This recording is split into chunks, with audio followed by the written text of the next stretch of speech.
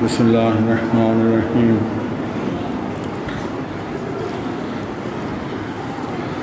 الحمدللہ رب العالمین حسبنا اللہ ونعم المولا ونعم النصیر فطر الخلائق بقدرته ونشر الرياح برحمته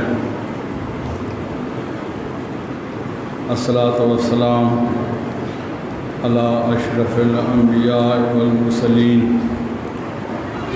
وخاتم النبيين سيدنا ونبينا وطبيب نفوسنا وحبيب قلوبنا وشفيع ذنوبنا العبد المؤيد ورسول المسدد المصطفى الأحمد حبيب الإله العالمين جد الحسن والحسین مولانا مولا ثقلین ابی القاسم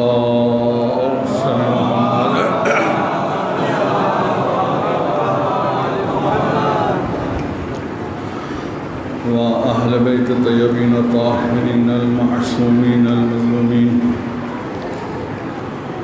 ولعنۃ الدائم علی اعدائہم اجمعین من یومنا ھذا إلى قيام يوم الدين.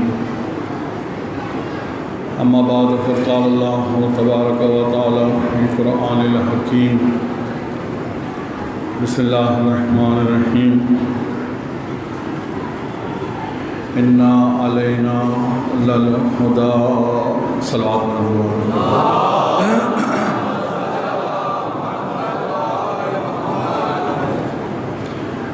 عزیزان گرامی،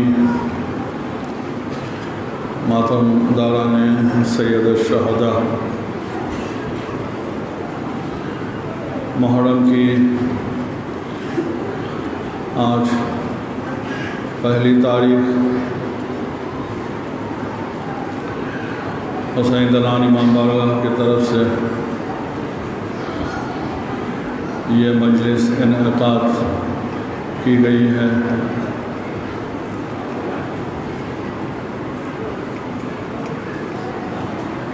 آپ کے سامنے جس آیت کریمہ کی تلاوت کرنے کا شرف حاصل کیا ہے، سورہ لیل کی 12 نمبر آیت ہے۔ اللہ اس آیت کریمہ میں فرماتا ہے اِنَّا عَلَيْنَا لَلْہُدَى۔ آیت بہت چھوٹا اور مختصر سا ہے، لیکن معنی بہت زیادہ ہے، وسیع ہے۔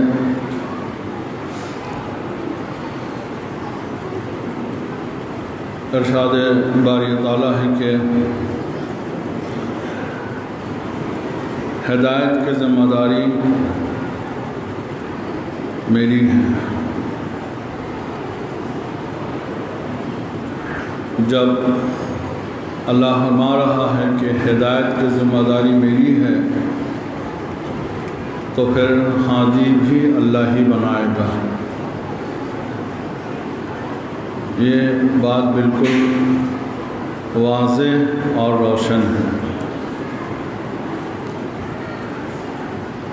دین اللہ نے بنایا ہے۔ آپ ہم سب جس دین میں ہیں اس دین کا نام ہے دین اسلام، اور یہی دین جو ہے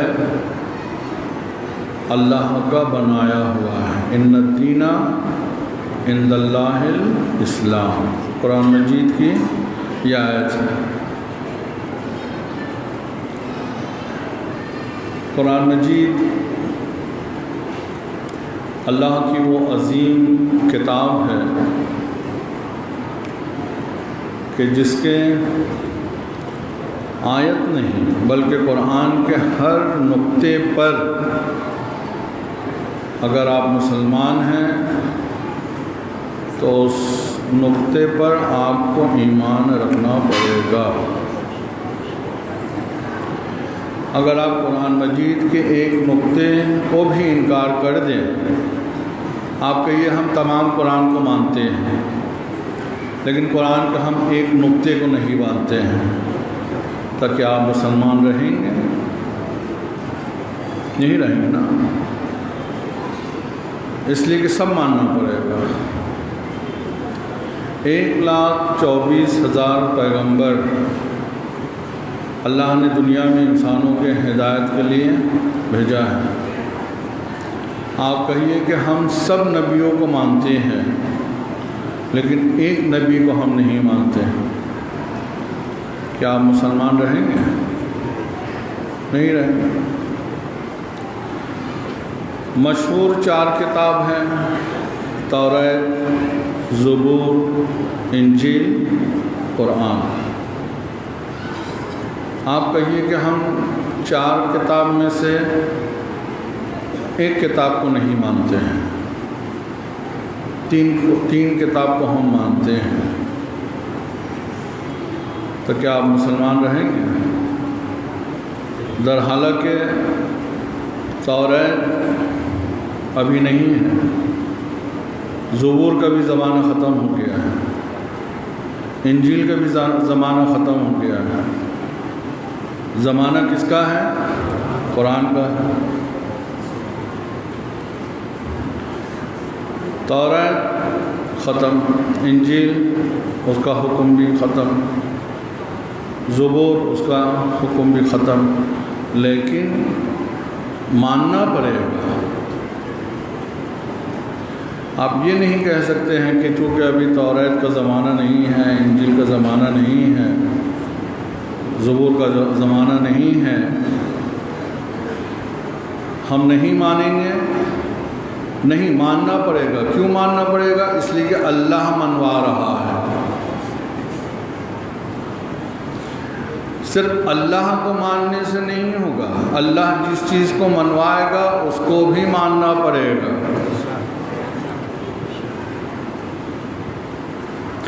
شیطان کا عقیدہ کیا ہے؟ شیطان کا عقیدہ کہ ہم صرف اللہ کو مانیں گے۔ آج بھی بہت سارے مسلمان اس عقیدہ کی موجود ہے، کہتے ہیں کہ صرف ہم اللہ کو مانیں گے، ہے یا نہیں؟ کہتے صرف اللہ اللہ کرو۔ یہ کہاں سے آپ کو مل گیا؟ صرف اللہ اللہ کرو۔ اللہ تو بڑا قدر شناس ہے۔ اللہ نے ہدایت کی ذمہ داری اپنے اوپر لی ہے، ہدایت میں کروں گا۔ کچھ چیزیں ایسی ہیں جو اللہ سے وابستہ ہیں۔ ہم آپ انسان کیا ہے، بلکہ ہر چیز کا خالق اللہ ہے۔ اللہ نے ہر چیز کو پیدا کیا ہے، کیسے کوئی انکار کر سکتا ہے؟ جو اللہ کو نہیں مانتا ہے وہ ہو سکتا ہے انکار کرے، لیکن جو مسلمان ہیں، مومن ہیں، اس کا تو اسی بات پر عقیدہ ہے کہ اللہ نے ہر چیز کو پیدا کیا ہے۔ تو اللہ نے پیدا کیا ہے، اللہ کی یہ ذمہ داری ہے کہ ہدایت کی ذمہ داری میری، جس طریقے سے رزق کا ذمہ داری کس کی ہے؟ اللہ کی ہے۔ رزق دینا، رزاق متین کون ہے؟ اللہ ہے۔ آپ کو رزق کون دیتا ہے؟ اللہ دیتا ہے۔ سرور کائنات حضرت محمد مصطفیٰ صلی اللہ علیہ وآلہ وسلم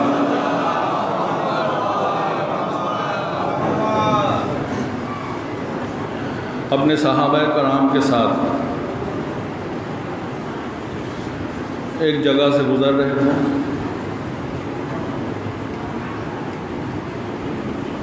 تو پیغمبر اسلام نے دیکھا کہ ایک پرندہ وہ کچھ کہہ رہے ہیں۔ پیغمبر اسلام نے سنا۔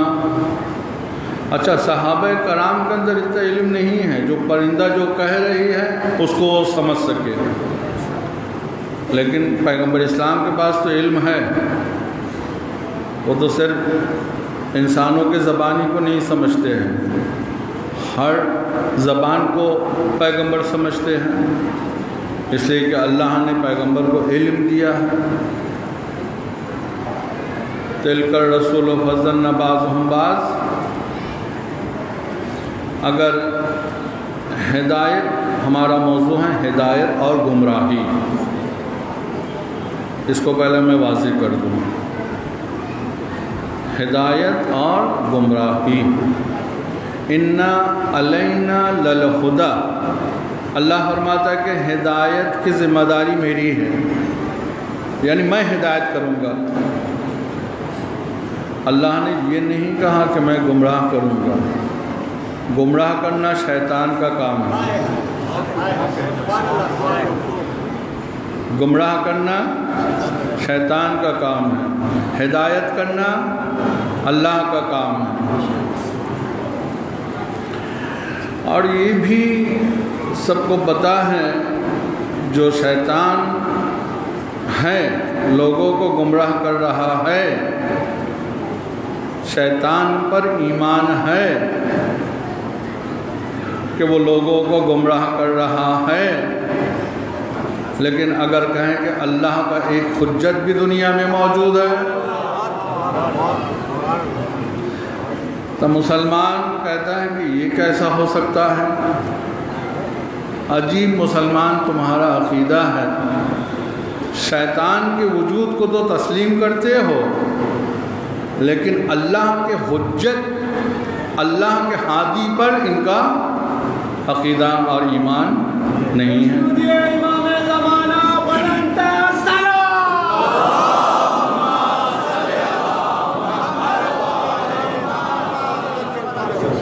رزق دینا اللہ کے کام ہے۔ پیغمبر اسلام نے دیکھا کہ ایک پرندہ، وہ اس کی آواز یہ تھی کہ اللہم خلقنی اعمی، پروردگارہ تو نے مجھے اندھا پیدا کیا ہے، تو نے مجھے، یعنی وہ پرندہ جو ہے اس کے آنکھوں میں بینائی نہیں ہے، پروردگارہ تو نے مجھے اندھا پیدا کیا ہے، لیکن میرے رزق کا ذمہ داری تیرے اوپر ہے، تو مجھے میرا رزق پہنچا دے۔ پیغمبر اسلام نے صحابہ کرام سے کہا کہ سنیے یہ پرندہ کیا کہہ رہی ہے، کہ تو نے مجھے اندھا پیدا کیا ہے، نابینا پیدا کیا ہے، لیکن رزق کا مالک تو ہے، میرا رزق پہنچا دے۔ تو دیکھا کہ اس پرندے کے سامنے ایک چھوٹا سا کیڑا دوڑتا ہوا آیا، اور پرندے نے جو ہے اس کو اپنے منہ میں رکھ لیا، اور اس کے بعد پھر پرندے نے کہا الحمدللہ، الحمدللہ لا ینسانی، میں اپنا پروردگار کا شکر ادا کرتا ہوں جس نے مجھے فراموش نہیں، جس نے مجھے بھولا نہیں۔ فراموش کہوں گا تو شاید آپ نہیں سمجھے، میں نے اس لیے لفظ کو بدل دیا، فراموش یعنی بھول جانا۔ میرا پروردگار وہ ہے کہ جو مجھے بھولا نہیں ہے۔ تو جس طریقے سے رزق پہنچانا اللہ کی ذمہ داری ہے، اسی طریقے سے انسان کی ہدایت کی ذمہ داری بھی اللہ کی ہے۔ انسان ہے محتاج ہدایت، لہذا کائنات میں سب سے پہلے اللہ نے اپنے ہادی جناب آدم کو بھیجا ہے۔ ہدایت کرنے والے دنیا میں پہلے آئے ہیں اور ہدایت لینے والے بعد میں آئے ہیں۔ تو پتہ چلا کہ ہادی بغیر انسان کے رہ سکتا ہے، لیکن انسان بغیر ہادی کے نہیں رہ سکتا ہے۔ درود پڑھ دے مولا عالم۔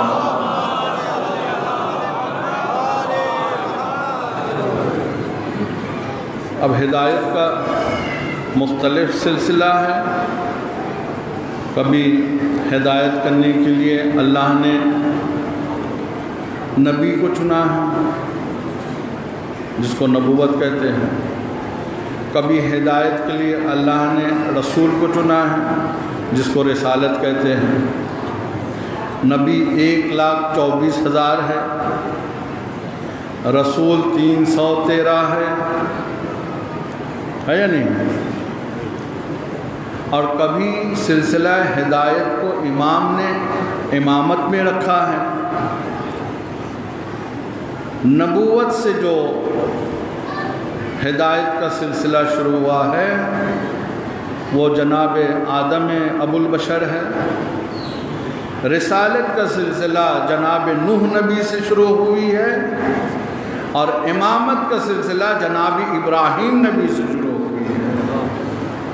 آپ غور کریں گے، توجہ کریں گے کہ یہ ہدایت کس طریقے سے اللہ نے جو ہے لوگوں تک پہنچایا ہے، کبھی نبوت کے ذریعے، کبھی رسالت کے ذریعے، کبھی امامت کے ذریعے۔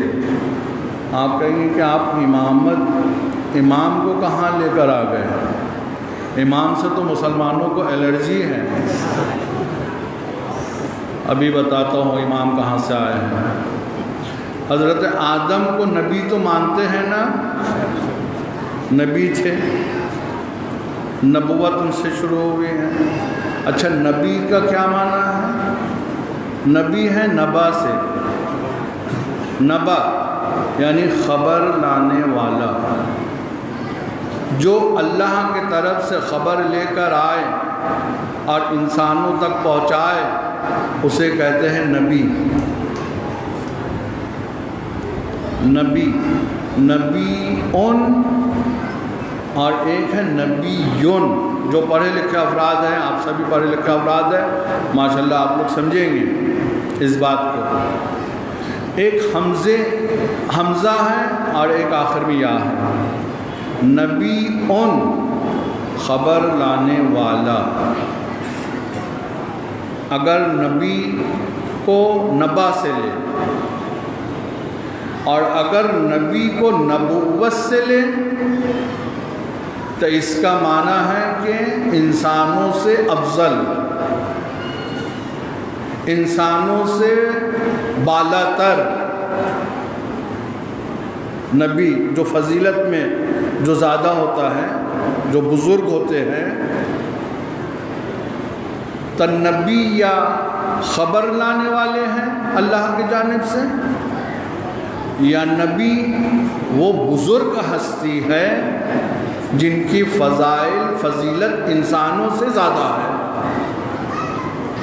اور نبی جو ہے وہ بے خطا ہوتے ہیں، معصوم ہوتے ہیں۔ یہ عقیدہ جو ہے ہم شیعوں کی عقیدہ بیان کر رہے ہیں۔ ہم نبیوں کو بھی جائز الخطا نہیں سمجھتے ہیں۔ جائز الخطا سمجھتے ہیں یعنی خطا، نسیان، بھول جانا نہیں۔ اگر نبی ہے عقیدہ مضبوط ہونا چاہیے، عقیدہ ضعیف نہیں ہونا چاہیے۔ ہم تو ایک عام نبی کے سلسلے میں ہمارا یہ عقیدہ ہے کہ خطا نہیں، بھول نہیں، نسیان نہیں۔ اور مسلمانوں کے تو بڑے بڑے محدثین اور مورخین سرور کائنات کے سلسلے میں، نبی کے سلسلے میں، جو خاتم النبیین ہیں، جو خاتم المرسلین ہیں، ان کے فضائل ان کے زبان سے سنیے۔ نبی کے فضائل، بہت بڑا نبی کے سیرت کو بیان کرنے والے، ایسے بہت کچھ مشہور ہے جو نبی کی سیرت کو بیان کرتے ہیں اور بڑے مشہور ہیں۔ وہ کہتے بہت جید عالم دین، جید نہیں، بہت بڑے عالم دین ہیں، بہت کامل ہیں، بہت کامل ہیں، بہت اچھی سیرت کو بیان کرتے ہیں۔ کیا سیرت بیان کرتے ہیں؟ پیغمبر اسلام کی۔ خود میں نے ایک مرتبہ ایک بہت بڑے یعنی ایسے ہی جو سیرت بیان کرنے والے ہیں ان سے سنا کہ نبی سو رہے تھے ایک خیمے میں. بیان کرنے میں بھی ہم لوگ ایسی چیزوں کو شرم محسوس کرتے ہیں، اور وہ لوگ بڑا فخریہ مجمع میں آ کر بیان کرتے ہیں. مجمع بھی بڑا جھومتا ہے، مجمع بھی بڑا ایسے فضائل کو سن کر جو ہے وہ جھومتا ہے. نبی خیمے میں سو رہے تھے، نبی رات میں اٹھے. ادب کے لحاظ کرتے ہوئے میں کہوں گا کہ نبی کو استنجا محسوس ہوئی. استنجا سمجھتے ہیں؟ ہاں، پیشاب لگ گئی. اتنا تو کہنا ہی پڑے گا ورنہ پھر مجمع تو نہیں سمجھے گا. نبی نے ایک خیمے میں پیالہ میں پیشاب کر دیا اور پھر نبی جا کر سو گئے. یہ نبی کے فضائل بیان ہو رہی ہے، سنیے، نبی کے فضائل بیان ہو رہی ہے. ایک صحابی نہیں سوٹے، ان کو پانی کی پیاس لگی، دیکھا کہ پیالہ میں پیشاب ہے، اس کو پی لیا. اب بتائیے، ٹھیک ہے نبی کا پیشاب ہے، ہم کہیں گے کہ اس کو بھی پیجیے گا تو آپ کو شفا ہی ملے گا. لیکن یہ فضائل آپ کو صرف یہ پیشاب پیخانہ میں مل رہا ہے اور نبی کا کوئی فضائل آپ کو نہیں ملتا ہے. اسی لیے ہم کہہ رہے ہیں کہ ہم نبی کو، جو چھوٹے سے بھی اگر نبی ہیں، نبی کا درجہ کم ہے رسول سے، ہم ان کو بھی نہیں کہتے ہیں کہ یہ ان سے خطا ہو سکتا ہے. نہیں، یہ معصوم ہے. کیوں معصوم ہے؟ اس لیے کہ اللہ نے ان کو نبی بنایا ہے، لوگوں کے ہدایت کے لیے بنایا ہے. جب لوگوں کے ہدایت کے لیے نبی بن رہا ہے تو انسانوں سے افضل ہوگا. نبی سے زیادہ فضیلت کس کی ہے؟ رسول کی ہے. رسول 313 ہے. پھر 5 اولو العزم نبی ہیں.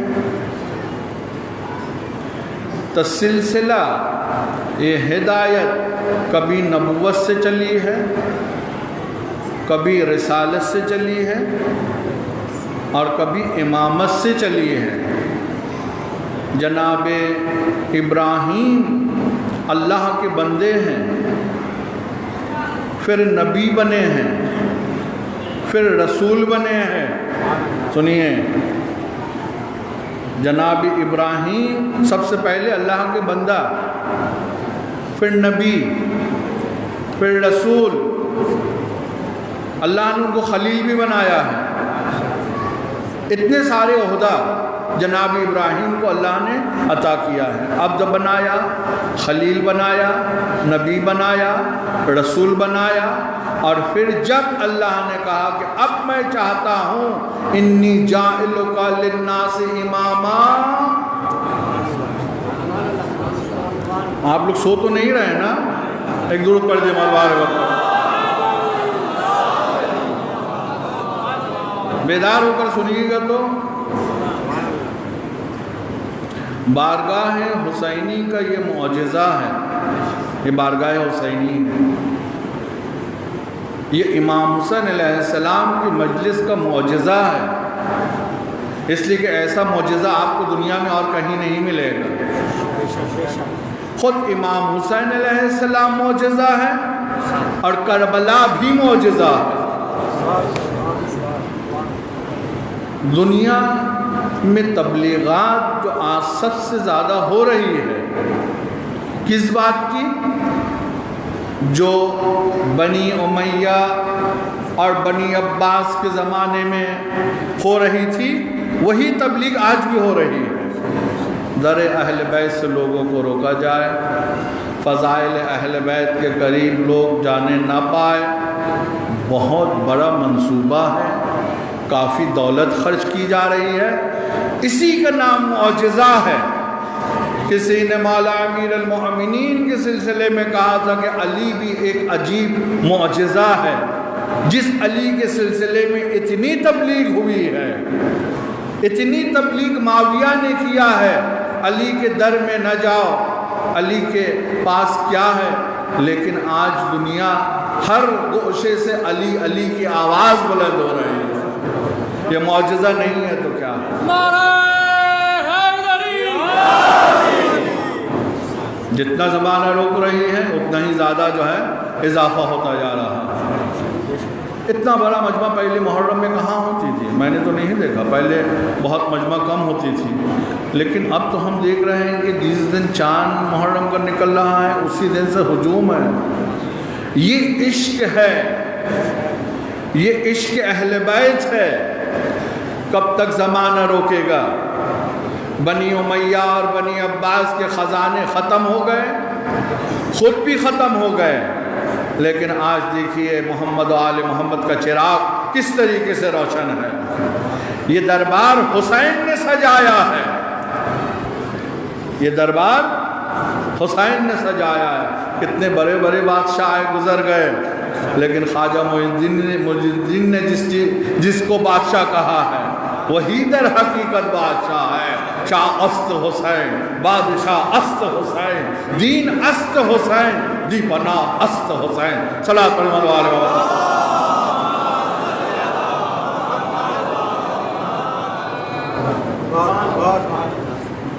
اصل بادشاہ تو حسین، دین اللہ نے بنایا، اللہ نے ہدایت کی ذمہ داری خود لی ہے، ہادی بھی اللہ بنائے گا، رسول اللہ نے بنایا، نبی اللہ نے بنایا۔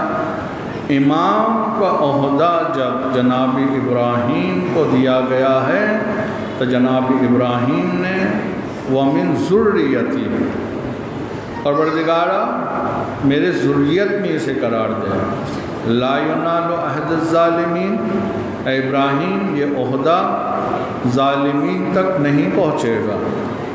ظالم کون ہے؟ کون ہے ظالم؟ ان الشرک لظلم عظیم، جس نے اپنے زندگی میں ایک لمحہ کے لیے بھی اگر اپنے پیشانی کو بتوں کے سامنے جھکایا ہے وہ ظالم ہے، اور جب ظالم ہے تو پھر وہ قوم کا رہنما نہیں بن سکتا۔ اور اللہ نے تو اس ذمہ داری کو انسانوں کو نہیں دیا ہے۔ خطا کار انسان کس طریقے سے وہ امت کے ہادی اور رہنما کو انتخاب کرے گا؟ خود تو خطا کار ہے، خود تو گناہ گار ہے۔ اللہ بنائے گا، اللہ دکھائے گا۔ اللہ نے بنایا بھی ہے، اللہ نے دکھایا بھی ہے۔ تو ہدایت کے لیے نبی آئے، رسول آئے، امام آئے۔ جناب ابراہیم کی ذریت میں اللہ نے امامت کو دیا ہے۔ اب یہ سلسلہ چلتے ہوئے کہاں تک آئی ہے؟ حضرت محمد مصطفیٰ صلی اللہ علیہ وآلہ وسلم۔ اچھا، ہمارے آخری نبی خاتم النبیین نبی بھی ہے، رسول بھی ہے، امام بھی ہے، سب ہے۔ نبی بھی ہے، رسول بھی ہے اور امام بھی ہے۔ لا نبی بعدی، انا خاتم النبیین لا نبی بعدی، میں خاتم النبیین ہوں، میرے بعد کوئی نبی نہیں آئے گا۔ انا ارسلناک رحمۃ للعالمین، میں نے آپ کو رسول بنا کر بھیجا ہے۔ نبوت کا بھی ذکر ہے، رسالت کا بھی ذکر ہے، اور امامت جناب ابراہیم کے ذریت میں آئی ہے۔ جناب ابراہیم کی ذریت میں امامت آ گئی ہے۔ ظالمین تک یہ عہدہ پہنچ نہیں پائے گا۔ جس نے زندگی میں ایک لمحہ کے لیے اگر بتوں کے سامنے سر جھکا دیا ہے، اسی لیے علی کو رضی اللہ نہیں کہتے ہیں، علی کو کرم اللہ وجہہ کہتے ہیں، دوسروں کو رضی اللہ کہتے ہیں۔ یہی فرق ہے کیوں کرم اللہ وجہ کہتے ہیں کہ اس لیے کہ یہ وہ پیشانی ہے کہ جس نے بتوں کے سامنے جھکایا نہیں ہے، بلکہ علی بتوں کے سامنے کیا اپنے سر کو جھکائیں گے، علی تو بت شکن ہے۔ خانہ کعبے میں فتح مکے کے بعد جو بتوں کو گرایا گیا ہے، کس نے گرایا ہے؟ رسول کے کاندھے پر کون سوار ہوا ہے؟ یا رسول اللہ، جس انگلی کے اشارے سے آپ چاند کا 2 حصہ کر دیتے ہیں، آپ اشارہ کیجئے بت گر جائیں گے۔ کیا یہ طاقت رسول میں نہیں ہے کہ اشارہ کرے بت گر جائے؟ رسول اللہ میں طاقت ہے، بتوں کو گرا سکتے ہیں، لیکن رسول اللہ کہنا چاہتے ہیں کہ تم نے تو بتوں کو دیکھا ہے، بت شکن کو بھی دیکھ لو۔ سب سے پہلے رسول خدا نے علی سے کہا تھا کہ علی تم بیٹھ جاؤ، میں تمہارے کاندھے پر سوار ہوتا ہوں۔ مولا علی نے کہا کہ مجھ سے بار رسالت اٹھایا نہیں جائے گا۔ جو لوگ کہتے ہیں کہ علی کو فضیلت میں رسول سے بڑھا دیتے ہیں، وہ کان کھول کے سنیں، وہ سنیں۔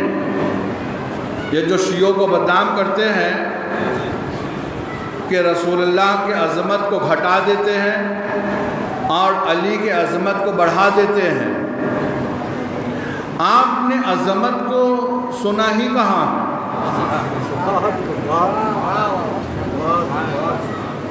آپ نے تو ابھی کچھ بھی نہیں سنا ہے، تو آپ کو لگ رہا ہے بڑھا دیتے ہیں۔ جو بھی عظمت بیان کی جا رہی ہے وہ رسول اللہ کے زبان سے بیان ہوتی ہے، یا قرآن نے فضائل بیان کیا ہے یا رسول اللہ نے فضائل بیان کیا ہے۔ بار رسالت یا رسول اللہ مجھ سے اٹھایا نہیں جائے گا۔ تب پھر علی تم میرے دوش پر سوار ہو جاؤ۔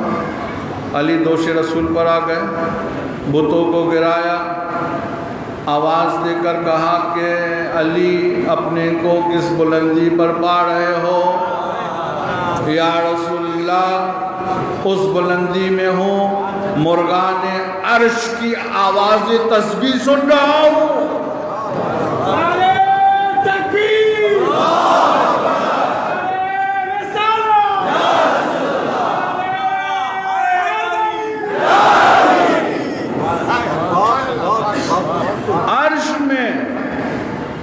جو تسبیح کی آواز بلند ہو رہی ہے وہ میں سن رہا ہوں۔ چاہوں تو چاند کو چھو لوں، چاہوں تو سورج کو چھو لوں، لیکن چھو نہیں رہے ہیں۔ کیوں نہیں چھوئے؟ یہی تو بتانا ہے کہ چاند کو کیا چھوؤں، وہ تو میرے چوکھٹ پر آتا ہے۔ سورج کو کیا چھوؤں، جب علی اشارہ کرتا ہے تو ڈوبتے ہوئے سورج بھی نکل آتا ہے۔ اچھا، اتنے بلندی سے جب مولا علی جب زمین میں آ گئے، کتنے بلندی پر گئے تھے؟ عرش الہی، عرش الہی کتنے بلندی پر ہوگی؟ اندازہ لگایا نہیں جا سکتا ہے۔ مولا علی سے پوچھا تھا کہ زمین و آسمان کا فاصلہ کتنا ہے؟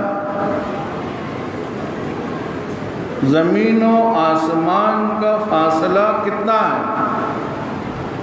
حضرت علی علیہ السلام نے فرمایا تھا اس زمانے میں، جس زمانے میں اتنا سائنس نے ترقی نہیں کیا تھا، کہا تھا کہ عرب کے جو گھوڑا ہے جو تیز رفتار میں دوڑتا ہے، اگر اس کو 500 سال اس کے تیز رفتاری کے ساتھ دوڑایا جائے اتنا فاصلہ ہے تمہارے پاس ایسا کوئی امام جواب دینے والا؟ کہتے ہیں کہ میرے اوپر کبھی کبھی شیطان سوار ہو جاتا ہے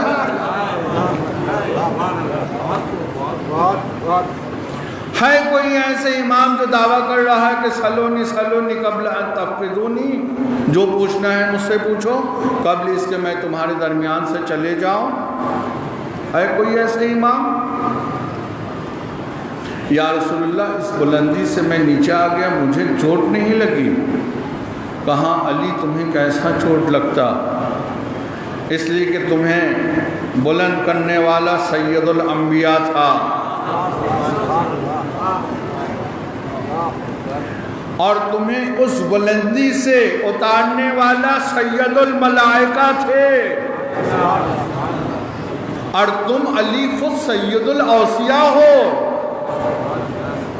سید الاوصیاء۔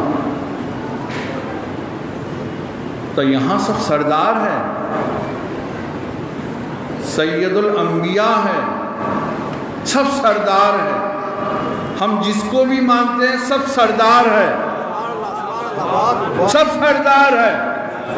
اگر جناب فاطمہ زہرا کو ہم مانتے ہیں تو جناب فاطمہ کیا ہے؟ سیدت اہل نساء الجنہ، جنت میں عورتوں کی سردار ہے۔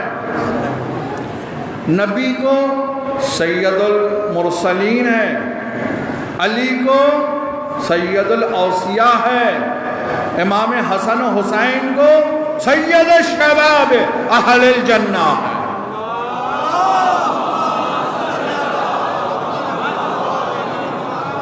یہاں جو گروہ ہیں سب سیدوں کا ہے، سب سرداروں کی ہے، سب سردار ہیں، سب معصوم ذات ہے۔ جتنے ہیں سب کا ذکر قرآن مجید میں آیا ہے۔ جو فرد ہے پنجتن کے، سب کا ذکر جو ہے قرآن میں آیا ہے۔ کوئی فرد ایسا نہیں ہے کہ جن کا ذکر قرآن میں نہ آیا۔ آیہ تطہیر میں دیکھیں پنجتن ہے، آیہ مباہلہ میں دیکھیں پنجتن ہے یا نہیں؟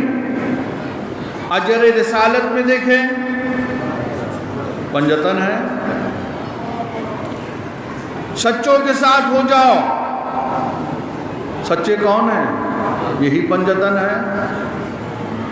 سچوں کے مقابلے میں جو بھی آئے گا وہ جھوٹا ہوگا، اور جھوٹا جو ہوگا اس پر خدا کی لعنت ہوگی۔ تو قرآن نے کہا ہے، ہمارا عقیدہ تو قرآن پر ہے، یہ سب کے سب سید ہیں۔ نظام الدین اولیاء کو تو سنا ہے نا؟ نظام الدین اولیاء کہاں ہے؟ دلی میں ہے نظام الدین اولیاء۔ دیکھیے جتنے بھی اولیاء ہیں کائنات میں، دنیا میں، یہ سب اہل بیت کے در سے وابستہ ہے۔ اس کو غور سے سنیے گا، کیونکہ ان کے کڑی جب تک سید الاولیاء سے جا کر نہ جڑ جائے اس وقت تک وہ ولی ہو نہیں سکتا ہے۔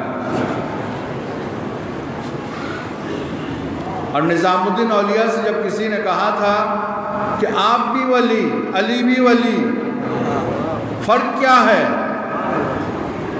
فرق کیا ہے؟ کہا خاموش، فرق پوچھتے ہو؟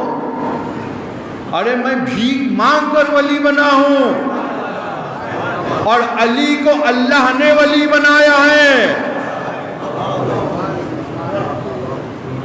دلیل کیا ہے؟ قرآن مجید کی آیت ہے، انما ولیکم اللہ، تمہارا ولی صرف اور صرف علی۔ کون ہے؟ اللہ ہے، ورسول، رسول ہے، اور وہ بھی تمہارا ولی ہے۔ اب کیا کرو گے مسلمان؟ اپنے کو مسلمان تو کہہ رہے ہو، لیکن قرآن پر تمہارا ایمان نہیں ہے، اور اگر ایمان ہے بھی تو عمل نہیں کرتے ہیں۔ بھائی قرآن کا ہر آیت جو ہے کیا ہے؟ نافذ العمل ہے۔ قرآن سننے کے لیے نہیں ہے، قرآن قاری بننے کے لیے نہیں ہے، قرآن حافظ بننے کے لیے نہیں ہے، بلکہ قرآن عمل کرنے کے لیے ہے۔ قرآن پڑھو گے تو گھر میں برکت آئے گی، قرآن پڑھو گے تو گھر میں چراغ جلے گی، قرآن پڑھو گے تو گھر سے شیطان دور ہوگا. انڈین ڈرامہ دیکھتے رہو گے اور فلم دیکھتے رہو گے تو رحمت نہیں آئے گی، شیطان آئے گا. سمجھ رہے ہیں؟ قرآن کو جو ہے سمجھا کرو، خالی قرآن نہ کہو. ہمارے لیے قرآن ہی کافی ہے، ہمارے لیے قرآن ہی کافی ہے. کہہ دینا بہت آسان ہے، رسول اللہ نے تو کافی نہیں سمجھا ہے. اگر رسول اللہ قرآن کو کافی سمجھتے تو کہہ کے جاتے کہ میں تمہارے لیے قرآن کو چھوڑ کر جا رہا ہوں، بس قرآن کو پکڑ لو. ضرورت کیا تھی یہ کہنے کی کہ میں تمہارے درمیان 2 وزنی چیز چھوڑ کر جا رہا ہوں. صرف شیعوں کی یہ کتاب میں نہیں ہے، برادران اہل سنت کے بڑے بڑے کتابوں میں جا کر یہ حدیث اٹھا کر دیکھ لیجئے. حدیث ثقلین ہے یا نہیں کہ میں تمہارے درمیان 2 گران چیز، 2 وزنی چیز چھوڑ کر جا رہا ہوں. ایک اللہ کی کتاب قرآن مجید ہے اور دوسرا اہل بیت، میرے ذریت، میری اطرت. کیوں؟ اس لیے کہ اگر قرآن کو صرف رسول اللہ چھوڑ دیتے تو مسلمانوں کے سمجھ میں یہ قرآن نہیں آتی. قرآن تو ہوتا لیکن قرآن کو پڑھانے والا کوئی نہیں ہوتا. قرآن تو ہوتا لیکن قرآن کا تفسیر کرنے والا کوئی نہیں ہوتا. اگر قرآن کو سمجھنا ہے تو در اہل بیت میں آؤ، فضائل اہل بیت کو سمجھنا ہے تو قرآن کے پاس جاؤ. اسی لیے تو قرآن کے پاس جب جاتے ہیں تو قرآن کہتا ہے کونوا مع الصادقین، سچوں کے ساتھ ہو جاؤ. قرآن کہتا ہے کہ ان لوگوں کے ساتھ رہنا جس کے لیے ہم نے طہارت، جن کی شان میں ہم نے طہارت کے آیت نازل کیا ہے. ان کے ساتھ رہنا جو اجر رسالت جن کو اللہ نے بنا. کیا ان آیتوں کو مسلمان نہیں پڑھتے ہیں؟ بڑا شوق سے رمضان کے بعد عید مناتے ہیں مسلمان، بڑے شوق سے قربانی دیتے ہیں. 4 لاکھ 5 لاکھ پتہ نہیں 20 لاکھ 50 لاکھ بڑے بڑے جانور لاتے ہیں، قربانی دیتے ہیں، اللہ کی قربت حاصل کر رہے ہیں. جبکہ یہ قربانی کو اللہ نے وَفَدَيْنَاهُ بِذِبْحٍ عَظِيمٍ، قرآن جا کر پڑھ لیجئے کہ اے ابراہیم آپ کی اس قربانی کو میں نے قبول کر لیا ہے لیکن میں نے اس کو بدل دیا ہے. کس پر بدلا ہے؟ وَفَدَيْنَاهُ بِذِبْحٍ عَظِيمٍ. یہ چھوٹا قربانی ہے، بڑا قربانی کو میں نے وہ ذبح عظیم ہے. تو کبھی یہ مسلمانوں میں خواہش نہیں ہوتی ہے کہ ہم جا کر دیکھیں کہ ذبح عظیم کیا ہے. ہم تو مسلمان ہیں، قرآن مجید پر تو عمل کرنا میری ذمہ داری ہے. سورہ فاتحہ سے لے کر سورہ ناس تک جو بھی اللہ کا حکم ہے وہ تمام حکم کو ہمیں ماننا پڑے گا. اب اگر آپ کہیے گا کہ نہیں ہمارا جو پسند ہے ہم اس کو مانیں گے اور جو پسند نہیں ہے اس کو نہیں مانیں گے، یہ عقیدہ تو شیطان کا ہے. یہ عقیدہ تو شیطان کا ہے. جو پسند تھا وہ مانا، جو پسند نہیں تھا وہ نہیں مانا. قرآن کے ہر آیت پر آپ کو عمل کرنا پڑے گا. اگر قرآن مجید نے کہا کہ سچوں کے ساتھ ہو جاؤ تو آپ کو دیکھنا پڑے گا ہم سچوں کے ساتھ ہیں یا جھوٹوں کے ساتھ ہیں. آپ کو دیکھنا پڑے گا ہم حسین کے ساتھ ہیں یا ہم یزید کے ساتھ ہیں. حسین سچا ہے اس میں کوئی شک ہے، یزید جھوٹا ہے اس میں کوئی شک ہے. یزید فاسق و فاجر ہے، حسین مسلمان و مومن و متقی ہے. یزید جوا کھیلتا ہے، یزید شراب پیتا ہے. امام حسین علیہ السلام جنت کا سردار ہے، نبی کا نواسہ ہے، فاطمہ زہرا کا لال ہے. حسین حق پر ہے، یزید باطل پر ہے. حسین طہارت مجسم ہے اور یزید نجاست مجسم ہے. کہاں طہارت اور کہاں نجاست؟ فیصلہ کرو، فیصلہ کرو۔ یزیدیہ یزیدیہ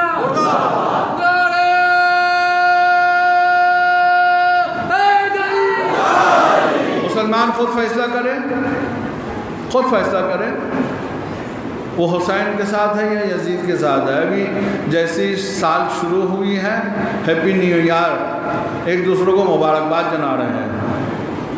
یہ بھی ایک کیا ہے، دشمنوں کا ایک منصوبہ ہے کہ ہیپی نیو ایئر میں مشغول رہو اور حسین کی جو یہ عزاداری شروع ہوئی ہے اس طرف نہ جاؤ۔ ارے مسلمانوں ذرا سا سوچو، تم ہیپی نیو ایئر منا رہے ہو اور یہاں کربلا کے میدان میں فاطمہ زہرا کا گھر اجاڑا جا رہا ہے۔ تم ہیپی نیو ایئر منا رہے ہو، یہاں کربلا کے میدان میں حسین ذبح کیا جا رہا ہے۔ شرم نہیں آتی ہے؟ چھوٹا قربانی بنانا بہت یاد رہا سب کو، اور بڑا قربانی جس نے اپنے تمام گھر کو قربان کر کر دین اسلام کو بچا لیا ہے۔ آج اگر ایک چھوٹا بھی شہید اپنے وطن کے لیے جان دے دیتا ہے تو اس کے لیے تمام سب لوگ، اس کے احترام میں سب لوگ جا کر حاضر ہو جاتے ہیں اس دن، اس کے یاد بنانے کے لیے۔ محرم کا چاند نکل آتا ہے تو بدعت کا فتویٰ آ جاتا ہے، تو معلوم ہوتا ہے کہ یزید سے کوئی رشتہ داری ہے۔ یہ یزید کا خون بول رہا ہے۔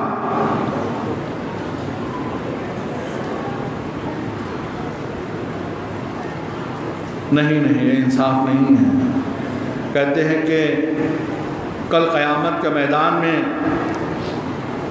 جن لوگوں نے امام حسین کو قتل کیا ہے، ذبح کیا ہے، کل قیامت کے میدان میں اس رسول خدا سے کیا تم انتظار رکھتے ہو کہ رسول تمہارے شفاعت کریں گے؟ رسول رو رہے ہیں، فاطمہ رو رہی ہے۔ محرم کوئی رسم نہیں ہے۔ محرم جس مہینے میں دین اسلام کو بچایا حسین نے، قرآن کو زندہ کیا ہے، قرآن کے خاطر، شریعت کے خاطر، اسلام کے خاطر۔ آج اگر مسلمانوں اللہ کا شکر ادا کرو، اگر گلدستہ اذان سے تمہیں اذان کی آواز سنائی دے رہی ہے تو یہ حسین ابن علی کی قربانی کے بدولت ہے۔ اگر حسین قربانی نہ دیتے تو اسلام کا چہرہ بدل گیا ہوتا۔ 22 رجب کو جب معاویہ مر گیا، یزید تخت پر بیٹھا، 22 رجب یزید تخت پر بیٹھنے کے بعد ہی کیا کرتا ہے؟ ولید جو مدینے میں گورنر ہیں خط لکھتا ہے۔ کیا خط لکھا؟ کہ حسین سے بیعت طلب کرو، اگر بیعت نہ کرے تو حسین کا سر تن سے جدا کر دو۔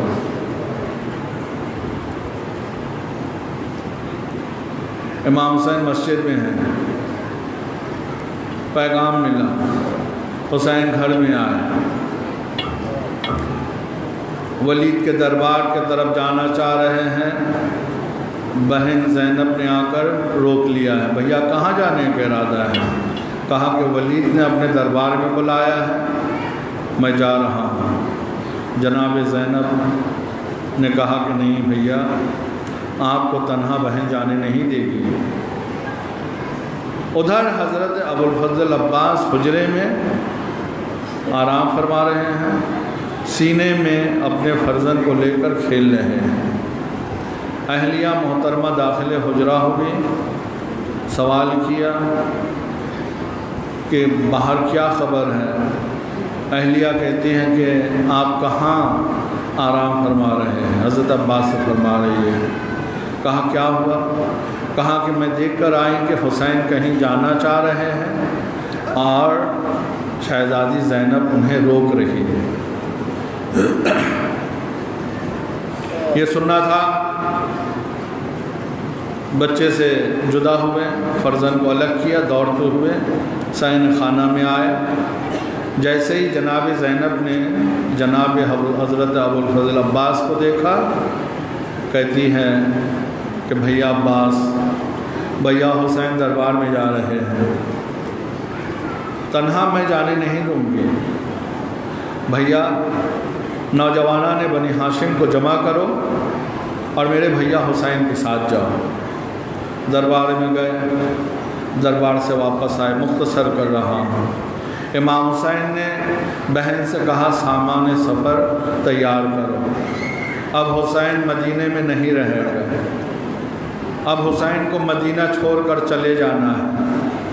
جناب زینب فرماتی ہے کہ بھیا اس مدینہ کو چھوڑ کر کیسے جائے جہاں میرے نانا رسول خدا کا روضہ ہے، جہاں ماں فاطمہ زہرا کی قبر ہے، ہم اس مدینے کو کیسے چھوڑ کر جائیں؟ امام نے فرمایا کہ بہن یزید مجھ سے بیعت کا طلب کر رہا ہے، میں یزید مجھ جیسے حسین، یزید جیسے مجھ جیسے حسین، یزید جیسے کی بیعت نہیں کر سکتا۔ ہمیں دین بچانے کے خاطر مدینہ چھوڑنا ہے۔ رضاداروں، جناب زینب نے کیا کہا کہ تو پھر بھیا آئیے یہیں سے ہم لشکر تیار کر لیتے ہیں، لشکر کو ہم یہیں سے بنا لیتے ہیں۔ بھیا آپ کربلا جائیں گے تو زینب بھی آپ کے ساتھ جائے گی، لشکر اس طریقے سے تیار کرتے ہیں جتنے مرد ہیں سب آپ کے لشکر میں ہوں اور جتنے عورتیں ہیں سب میرے لشکر میں ہیں۔ یہ جناب زینب جو ہے لشکر بنا رہی ہے۔ بھیا آپ کے لشکر میں اون محمد، علی اکبر، عباس، علی اصغر کو بھی ہم آپ کے حوالے کرتے ہیں۔ آپ کے لشکر میں علی اصغر ہوگا، میرے لشکر میں ام رباب، ام فروا، ام لیلہ، ام کلثوم۔ اب جملہ سنو گے میرے نوجوانوں، جناب زینب کیا فرماتی ہیں کہ بھیا کربلا سے، مدینے سے کربلا تک کا سفر آپ کی ذمہ داری ہے۔ اس قافلہ کو آپ لے کر جائیں گے، کہاں سے؟ مدینہ سے کربلا تک، اور کربلا سے کوفہ، اور کوفہ سے شام۔ اس قافلہ کو زینب لے کر جائیں گے۔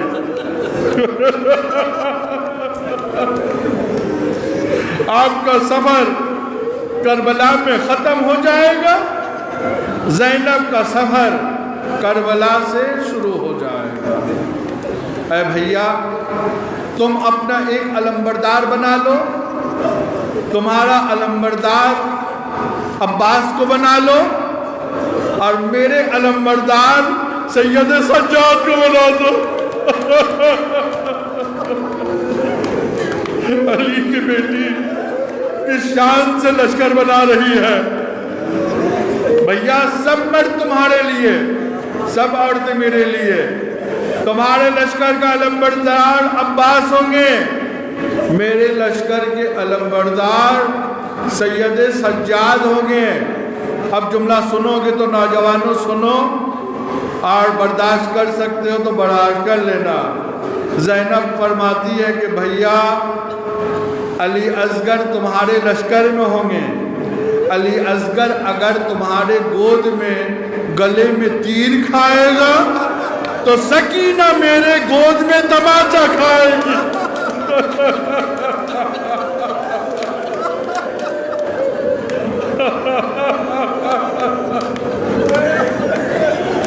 علی اصغر کا تیر کھانا تمہارا گود ہوگا، سکینہ کا تماچا کھانا زینب جی کو۔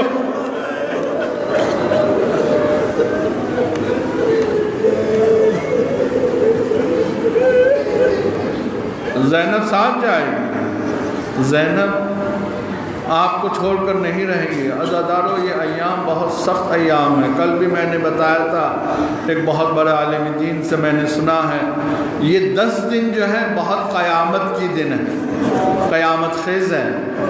یہ ایام امام زمانے سے مخصوص ہے. یہ 10 دن امام زمانے سے مخصوص ہے.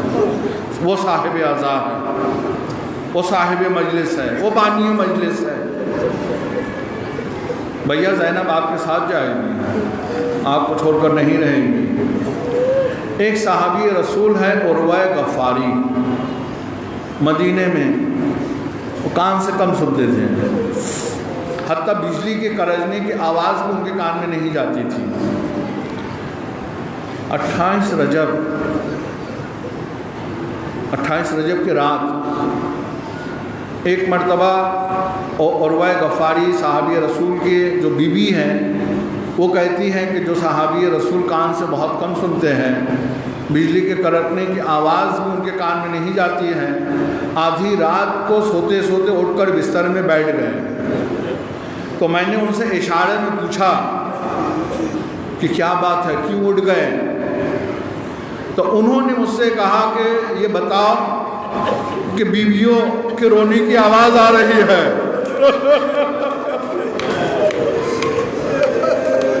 عزادارو تمہارے ساتھ صرف تم نہیں رو رہے ہو, جنت البقیع سے جناب فاطمہ زہرا جیسے ہی چاند نکلتا ہے پسلی ٹوٹی ہوئی ہے,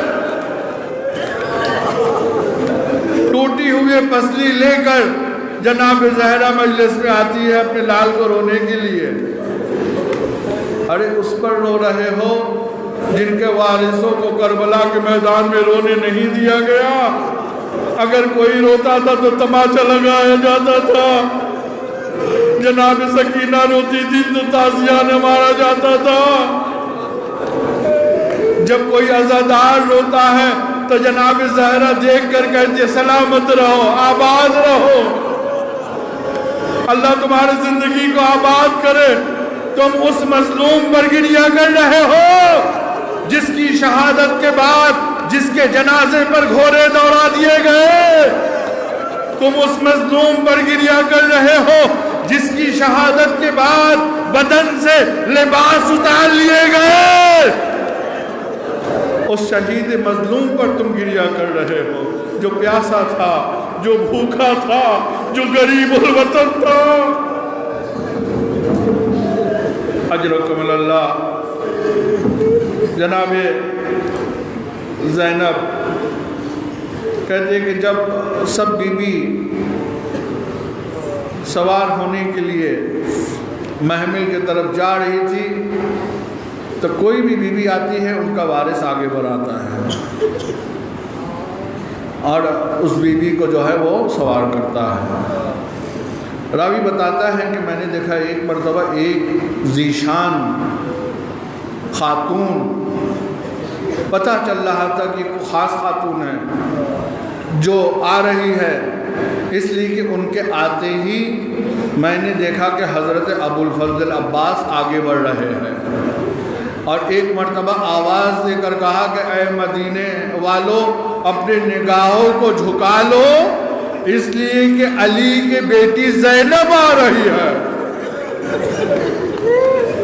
علی اکبر آگے بڑھے, اور محمد آگے بڑھے, خود امام حسین آگے بڑھے. جیسے ہی قریب ہوئی بی بی حضرت علی اکبر نے بڑھ کر کہا کہ پھوپھی اماں 18 سال آپ نے مجھے پالا ہے, 18 سال آپ نے مجھے پالا, میں آپ کا بیٹا ہوں. علی اکبر آپ کا بیٹا ہے نا؟ کہا بیٹا تو میرا بیٹا ہے. تو پھر مجھے اجازت دیجیے پھوپھی اماں میں آپ کو سوار کرا دوں. جناب زینب نے کہا کہ نہیں بیٹا علی اکبر تجھے سوار نہیں کرنا ہے. حضرت ابو الفضل عباس آگے بڑھے کہ بہن اے ثانیہ زہرا, میں آپ کے بابا کی دعا ہوں. آپ کے بابا علی نماز شب میں دعا کرتے تھے نا کہ مجھے ایک بیٹا عباس جیسا ایسا عطا کر جو کربلا کے میدان میں نصرت حسین کے کام میں آئے. اے بی بی میں آپ کے بھائی نہیں آپ کا غلام ہوں, آپ کے غلام ہوں. جناب ام البنین وہ عظیم الشان بی بی جب یہ قافلہ روانہ ہونے کو ہے تو روایت میں ملتا ہے کہ جناب ابو الفضل عباس کو ساتھ میں لیا، روضہ رسول میں پہنچی اور حضرت عباس سے جناب ام البنین کہتی ہے کہ بیٹا بیٹھ جاؤ، اپنے دونوں ہاتھوں کو قبر رسول پر رکھو، تھکنا نہیں میرے ناجان، تھکنا نہیں، پرسا دینا ہے، آواز گریہ بلند کرنا ہے۔ عباس اپنے دونوں ہاتھوں کو قبر رسول پر رکھو۔ جناب ام البنین کے کہنے کے ساتھ ساتھ حضرت عباس نے قبر رسول پر اپنے دونوں ہاتھوں کو رکھ دیا۔ رکھنے کے بعد جناب ام البنین فرماتی ہے کہ عباس، حسین مدینہ چھوڑ کر جا رہے ہیں، اپنے ساتھ بیویوں کو بھی لے کر جا رہے ہیں، بیویوں میں شہزادی زینب بھی جا رہی ہے، اے عباس تم مجھ سے وعدہ کرو، وعدہ کرو۔ اما کیا وعدہ کروں؟ کہا کہ وعدہ کرو کہ جب تک تمہارا ہاتھ سالم رہے، زینب کی پردہ سلامت رہے، تم محافظ چادر زینب ہو بیٹا۔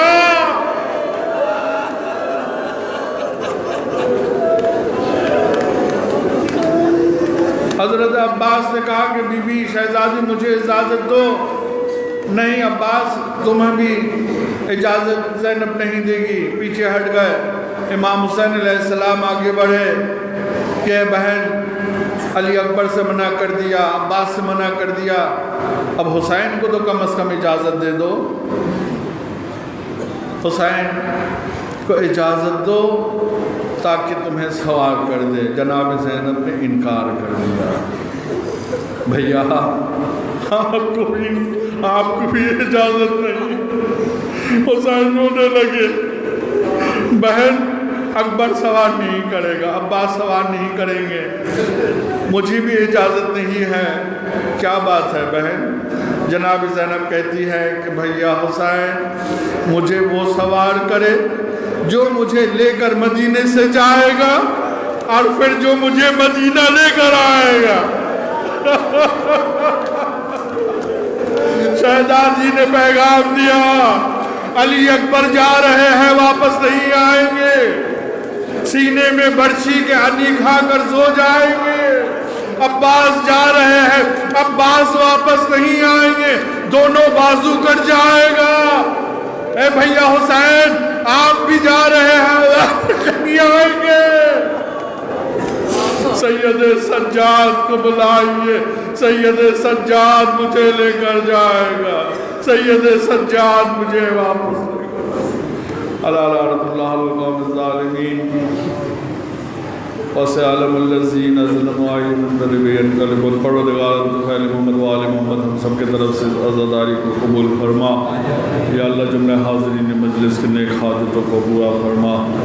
یا رب کریم جو مومنین عزاداری سید الشہداء میں شریک ہو رہے ہیں، ذکر سید الشہداء، ذکر واقع کربلا سن رہے ہیں، یا اللہ ان تمام لوگوں کی حفاظت فرما۔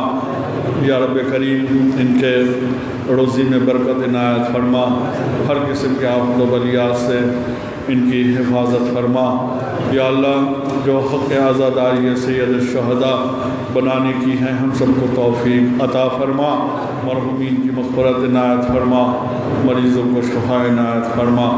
دنیا میں جہاں کہیں بھی فرش عزا میں مومنین حاضر ہو رہے ہیں تمام مومنین کی حفاظت فرما، پرچم اسلام کو تمام کائنات پر بلند فرما، ہم سب کو قرآن اور اہل بیت کے راستے پر چلنے کی توفیق عنایت فرما، ہم سب کو اول وقت نماز پڑھنے کی توفیق عنایت فرما، ہم سب کو ایمان کامل عطا فرما، ہم سب کو عبد صالح بننے کی توفیق عنایت فرما، ہم سب کو اسلام کے قوانین سن کر اسلام کے قوانین پر عمل کرنے کی توفیق عنایت فرما، ہم سب کو کربلا سمجھنے کی توفیق عنایت فرما، ہم سب کو عظمت امام حسین علیہ السلام، عظمت اہل بیت علیہ السلام کو سمجھنے کی توفیق عنایت فرما، پرچم اسلام کو تمام کائنات پر بلند فرما، امام زمانے کے ظہور میں تعجیل عنایت فرما۔